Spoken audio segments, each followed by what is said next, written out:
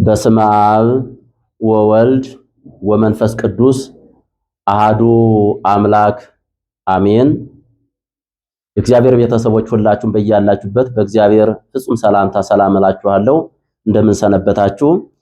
ዛሬ የምንማማረው ስለ ጾመ ሐዋርያት ወይም ስለ ሐዋርያት ጾም እንማማራለን። የዘንድሮ የ2017 ዓመተ ምህረት የሐዋርያት ጾም ሰኔ 2 ሰኞ ቀን ይገባል። የዘንድሮ የ2017 ዓመተ ምህረት የሐዋርያት ጾም ወይም ጾመ ሐዋርያት ሰኔ 2 ሰኞ ቀን ይገባል። ስለዚህ እንኳን አደረሳችሁ። ከወዲሁ መልካም ጾም እንዲሆንልን ከልብ እመኛለሁኝ። የምንማማረውም ስለ ጾመ ሐዋርያት ስለ ሐዋርያት ጾም ነው።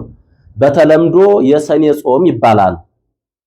የሰኔ ጾም የሚባለው የሰኔ ወር በከፊል ወይም በሙሉ ስለሚጾም ነው ምዕመናን የሰኔ ጾም የሚሉት እንጂ የሚባለው ጾመ ሐዋርያት የሐዋርያት ጾም ነው። የጾሙትም አባቶቻችን ሐዋርያት ናቸው። ለተልእኮ ከመሰማራታቸው በፊት ሀብተ መንፈስ ቅዱስን ከተቀበሉ በኋላ የጾሙት የሐዲስ ኪዳን ጾም ሁለተኛው ጾም ነው። ይህ ጾም ደግሞ ከሰባቱ የአዋጅ አጽዋማት አንዱ ነው። ማን? የሐዋርያት ጾም። እንግዲህ ክርስቶስ ስራውን የጀመረው አገልግሎቱን የጀመረው በጾም እንደመሆኑ ሁሉ ሐዋርያትም ለወንጌል አገልግሎት ለተልእኮ ከመሰማራታቸው በፊት ጸጋ መንፈስ ቅዱስን ሀብተ መንፈስ ቅዱስን ከተቀበሉ በኋላ የጾሙት ታላቅ የበረከት ጾም ነው። ይህን ጾም ሐዋርያት እንደሚጾሙት ክርስቶስ ሲያስተምር አስቀድሞ ተናግሯል።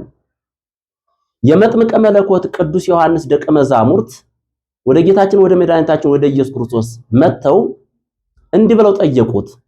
እኛ የመጥምቀ መለኮት ቅዱስ ዮሐንስ ደቀ መዛሙርትና ፈሪሳውያን እንጾማለን፣ ያንተ ደቀ መዛሙርት የማይጾሙት ለምንድን ነው ብለው ጠየቁ። በዚህን ሰዓት ጌታችን አምላካችን መድኃኒታችን ኢየሱስ ክርስቶስ ምንድን ነው ያላቸው?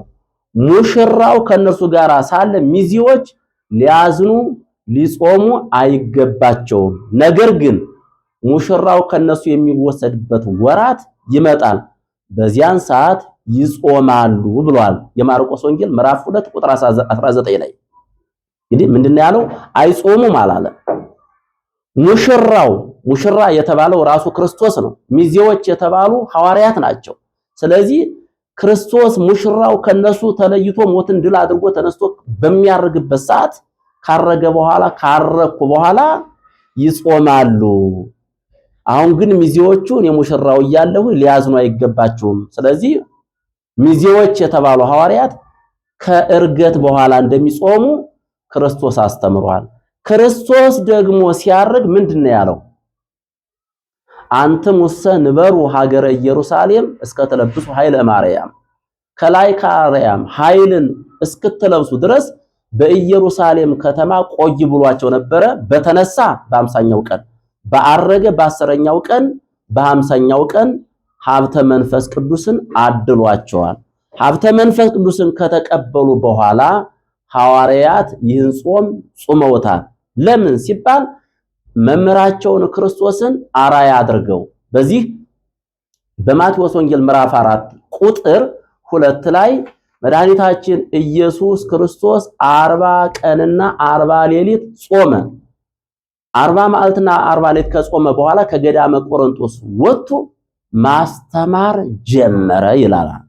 እንደዚሁ ሁሉ አባቶቻችን ሐዋርያትም መድኃኔዓለም ክርስቶስን አራያ አብነት ምሳሌ አድርገው ጾመውታል። ለምን? ክርስቶስ ሲያስተምር ከኔ ተማሩ ብሏቸዋል። ሐዋርያት የክርስቶስ ተማሪዎች ናቸው። ከኔ ተማሩ ብሏቸዋል በማቴዎስ ወንጌል ምዕራፍ 11 ቁጥር 29 ላይ። ስለዚህ ጸጋ መንፈስ ቅዱስን ሀብተ መንፈስ ቅዱስን ከተቀበሉ በኋላ ጾመውታል። አሁን አዲስ ሰው ሆነዋል። መድኃኒታችን ኢየሱስ ክርስቶስም ሲያስተምር ምንድነው ያለው? አዲሱን የወይን ጠጅ በአዲስ አቅማዳ። እንደዚህ ነው ያለው። አዲስ መጣፊያ ባሮየ ልብስ ላይ አይጣፍም። ለምን ሲባል አያምርም ነው ባጭሩ። ስለዚህ ሐዋርያት ሀብተ መንፈስ ቅዱስን ተቀብለው አዲስ ሆነዋል። ስለዚህ የወይን ጠጅ የተባለ ወንጌል ነው። አዲስ ራፊ የተባለ ወንጌል ነው። ስለዚህ ይህን መሸከም ይችላሉ።